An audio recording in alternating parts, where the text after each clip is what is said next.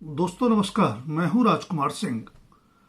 विपक्षी दल भूल गए लगते हैं, पर शायद आपको याद हो कि पिछले साल 17-18 जुलाई को बेंगलुरु में नरेंद्र मोदी की सरकार और बीजेपी के विरुद्ध विपक्षी गठबंधन इंडिया बनाते समय मंच पर लगे बैनर पर लिखा था यूनाइटेड वी स्टैंड।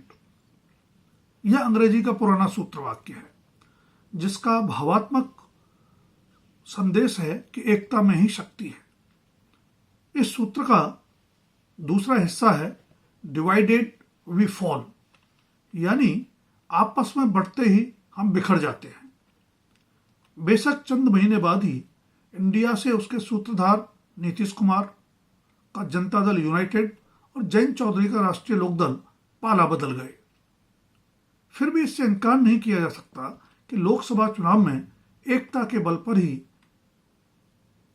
विपक्ष मोदी की बीजेपी को अकेले दम बहुमत से वंचित कर पाया। फिर ऐसा क्यों है कि उस सफलता के 6 महीने के अंदर ही इंडिया गठबंधन में असंतोष के स्वर मुखर होने लगे हैं। इस बीच 4 राज्यों के विधानसभा चुनाव हुए। मोटे तौर पर तो बीजेपी की अगुवाई वाला एनडीए और इंडिया में राज्यों की सत्ता का यह मुकाबला बराबरी पर छोटा। हरियाणा और महाराष्ट्र की सत्ता एनडीए जीत गया तो जम्मू कश्मीर और झारखंड में सत्ता का जनादेश इंडिया को मिला।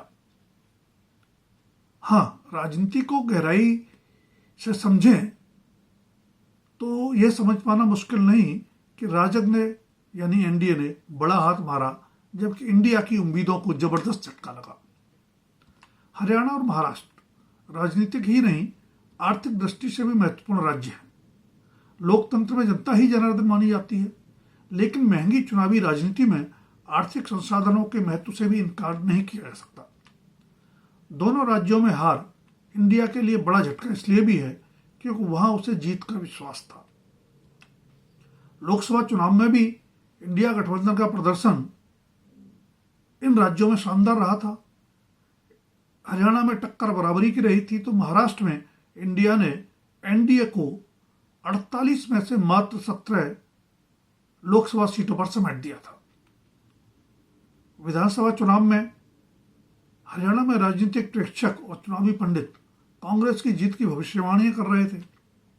महाराष्ट्र में भी मुकाबला कड़ा बताया जा रहा था, लेकिन परिणाम चौंकाने वाले आए। हार जीत के बाद अपने अपने तर्क हो सकते हैं, लेकिन हर मोर्चे पर मिली मात से हताशा स्वाभाविक है। बेशक धारा 370 की समाप्ति के बाद तमाम माहौल बनाने के बावजूद जम्मू कश्मीर में बीजेपी की सरकार न बना पाना भी निराशाजनक ही रहा। झारखंड में भी हर संभव कवायद के बावजूद सत्ता की दहलीज के आसपास भी न पहुंच पाना बीजेपी के लिए संतोष की बात तो हरगिज नहीं। फिर भी हरियाणा और महाराष्ट्र की जीत के जश्न में बीजेपी ने हार की हताशा को बखूबी छुपा लिया,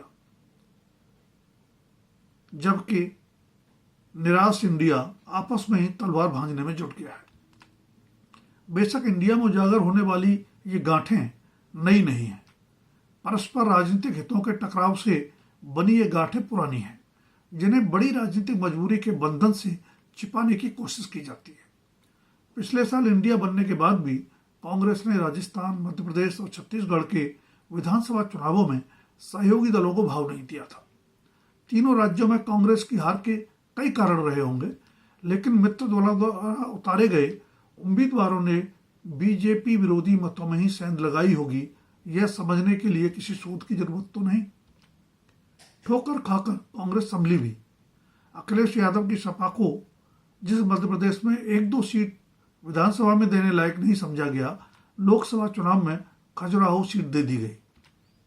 अरविंद केजरीवाल की आम आदमी पार्टी को भी हरियाणा, गुजरात और गोवा में सीटें मिली।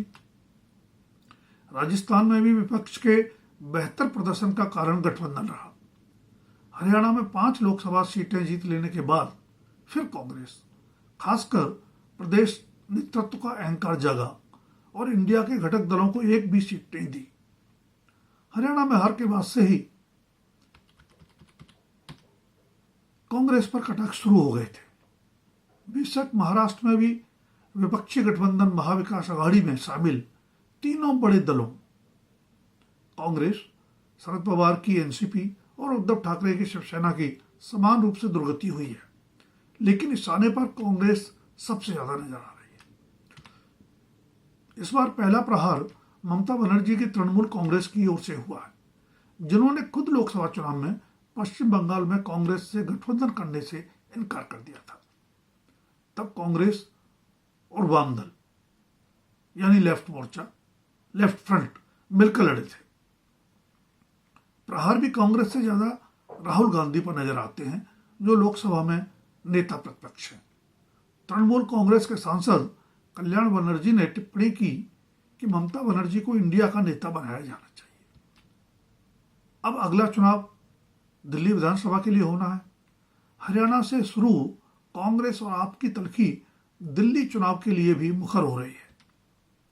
इंडिया का ही घटक दल आपकी सरकार के विरुद्ध कांग्रेस दिल्ली में न्याय यात्रा निकाल रही है। ऐसे में गठबंधन की तो कल्पना भी फिजूल है। फिर भी खुद आप संयोजक अरविंद केजरीवाल ने कांग्रेस से गठबंधन से दो टूक इनकार कर दिया है। आप और सपा के प्रवक्ता इशारों में इंडिया गठबंधन के नेतृत्व के लिए अपने अपने नेता की पैरवी भी करने लगे। महाराष्ट्र और झारखंड के साथ हुए उत्तर प्रदेश विधानसभा के 9 उपचुनावों में कांग्रेस को एक भी सीट नहीं देकर सपा पहले ही उसको झटका दे चुकी है। अतीत के मद्देनजर भले ही दिल्ली में आपकी जीत मुश्किल न लगे, पर इंडिया के घटक दलों को नहीं भूलना चाहिए कि अंतर्कलह से वे अपनी विश्वसनीयता ही गंवा रहे हैं, जो चुनावी राजनीति में सबसे महत्वपूर्ण होती है।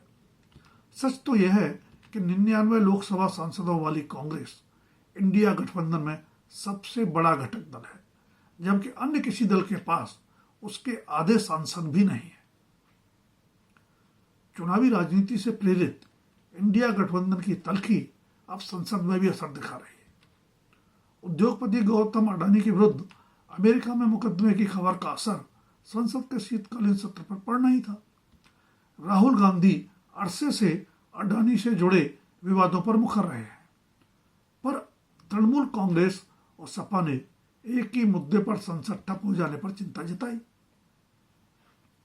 2 दिसंबर को संसद भवन में हुई इंडिया गठबंधन की बैठक से तृणमूल कांग्रेस दूर भी रही। इसका कारण भी संसदीय राजनीति में मुद्दों के चयन पर मतभेद बताया जाता है। राष्ट्रीय मुद्दों के अलावा हर राज्य से जुड़े मुद्दे महत्वपूर्ण भी हैं, जिन्हें क्षेत्रीय दल नजरअंदाज नहीं कर सकते। निश्चय ही ऐसे संवेदनशील मुद्दों पर राहुल गांधी और कांग्रेस को सभी सहयोगियों को साथ लेकर चलना चाहिए, लेकिन उचित मंच पर विचार विमर्श के बजाय अगर मत भिन्नता सार्वजनिक रूप से मुखर होगी तो जनसाधारण की नजर में इंडिया की एकता और विश्वसनीयता बढ़ेगी नहीं बल्कि घटेगी। दोस्तों, अगर वीडियो पसंद आए तो लाइक, शेयर और सब्सक्राइब अवश्य करें। धन्यवाद। अभी के लिए इतना ही। जल्द फिर मिलेंगे किसी नए विषय के साथ।